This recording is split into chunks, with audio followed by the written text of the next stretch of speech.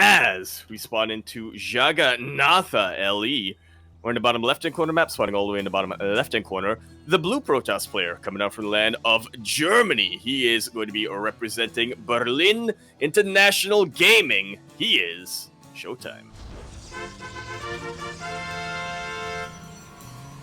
And spawning in the top right-hand corner of Jagannatha LE, we have the Polish Protoss player himself. He is red, representing Team Liquid. It is MaNa.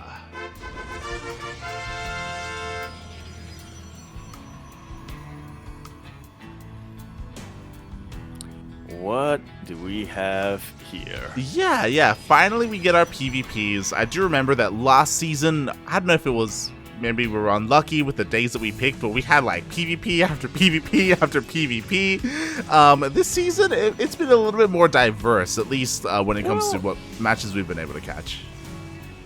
And the PvPs that we did get, I mean, do we even want to call them PvPs? King Cobra versus Rail and whatnot. Yeah. I do remember we were able to catch ShoWTimE versus Fortumi, if I'm not mistaken. I could be wrong there. ShoWTimE versus somebody. But that's the only other PvP I remember aside from the King Cobra games, so I gotta be honest. Yeah, exactly. I mean, King Cobra did kind of overshadow everything else, and we had a good time. We had a good time yesterday when we were covering the B stream, but now we are here again today, and this is hard to call. You were saying how there's a clear favorite, and there is, to be fair, right? ShoWTimE is considered to be the best Protoss in Europe. Some people may argue maybe MaxPax is rising through the ranks, but for the most part, ShoWTimE, he has solidified himself there. But it is a PvP. Indeed it is.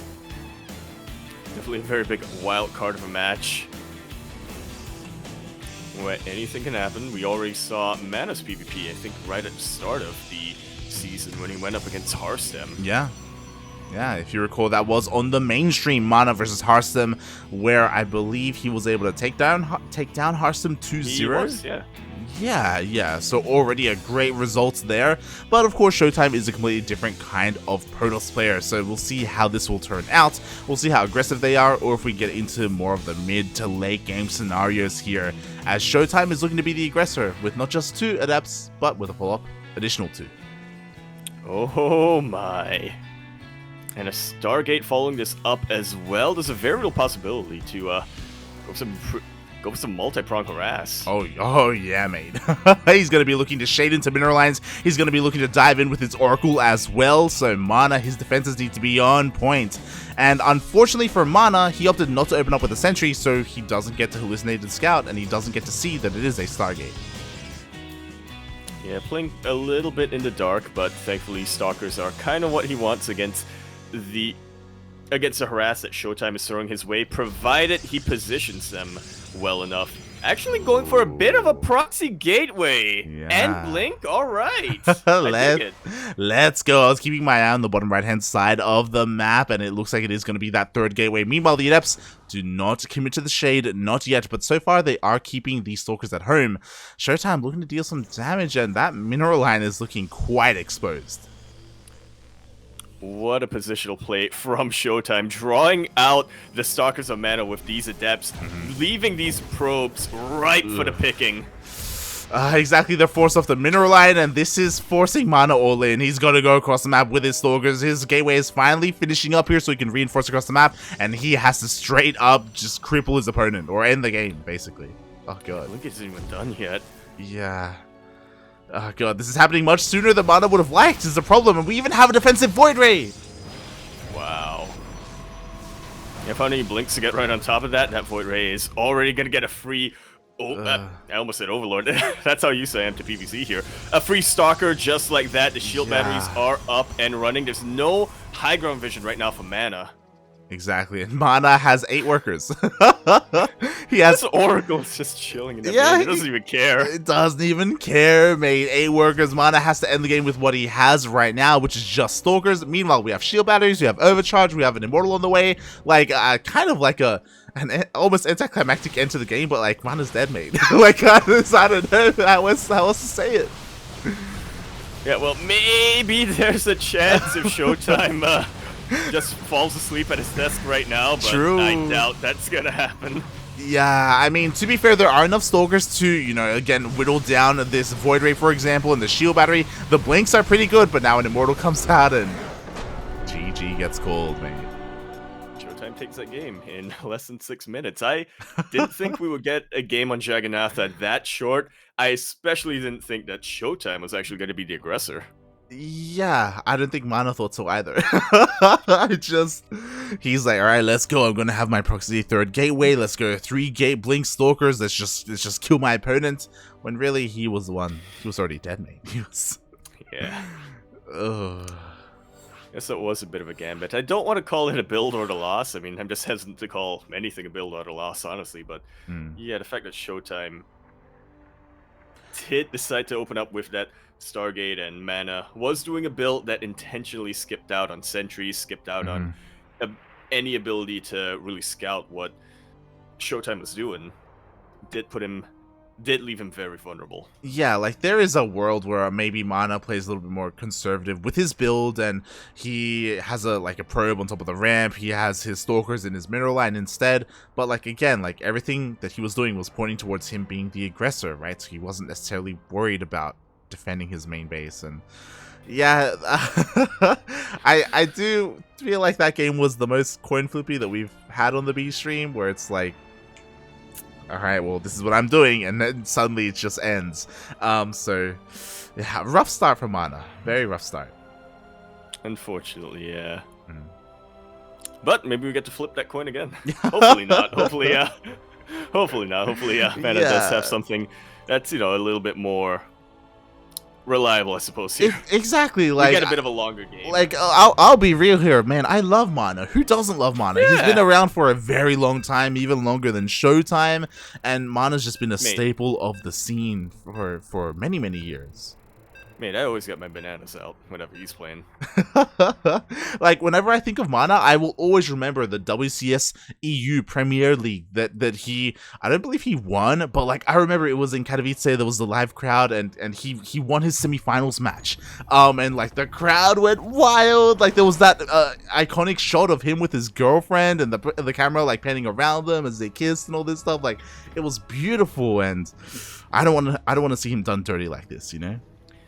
Yeah, hopefully that's not what we get here on Lightshade LE. We're in the top left-hand corner map, spawning all the way in the top left-hand corner. The blue Protoss player coming out from the land of Germany, representing Berlin International Gaming. He only needs one more. He is ShoWTimE.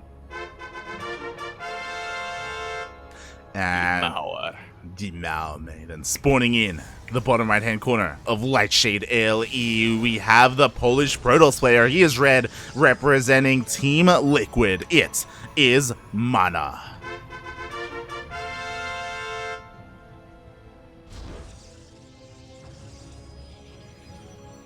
Definitely a player who wears his heart on his sleeve in a sense.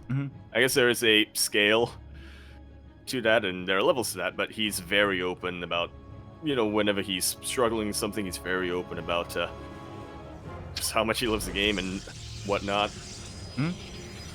How can you not love MaNa, honestly? Yeah, he's great, man.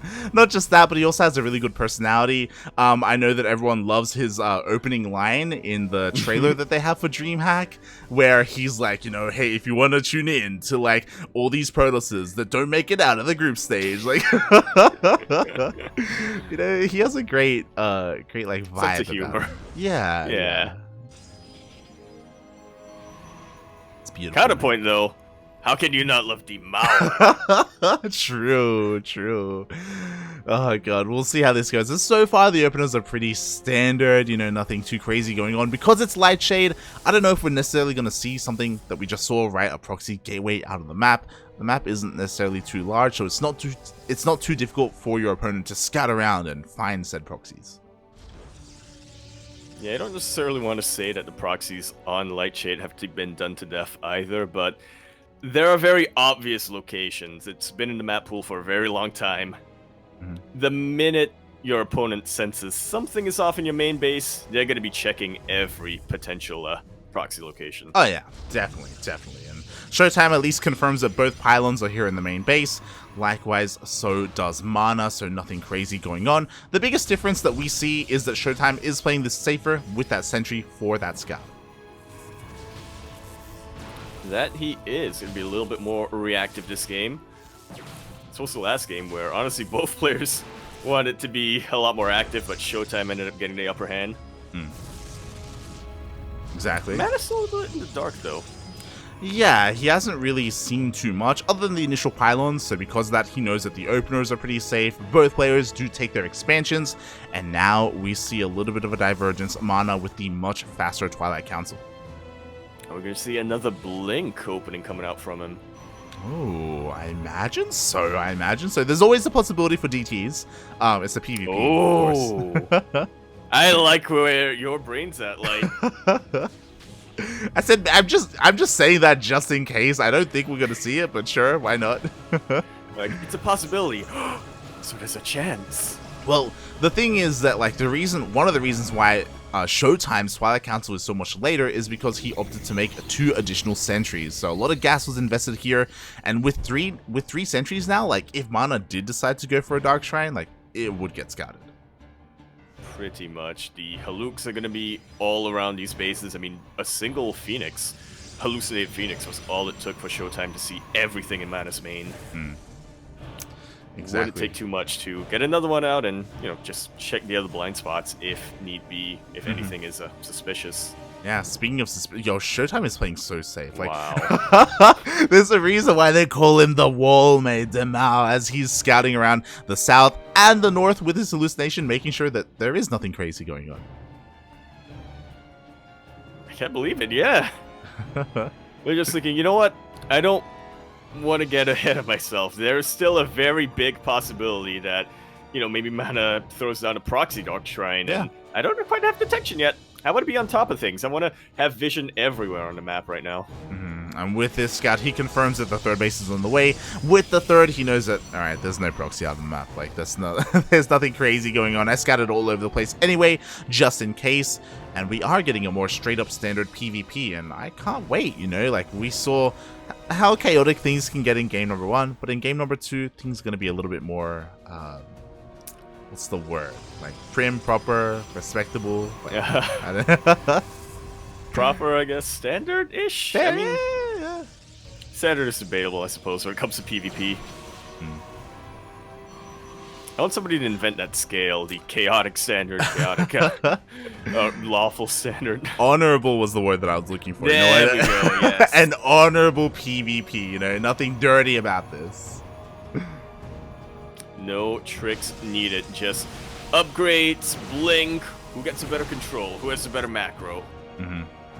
Yep, as again, ShoWTimE just continuing to scout his opponent, confirms the gateway's on the way, confirms the Forge, it is going to be +1 Blink Stalkers coming out from MaNa. Meanwhile, again, MaNa is just he just hasn't scouted at all.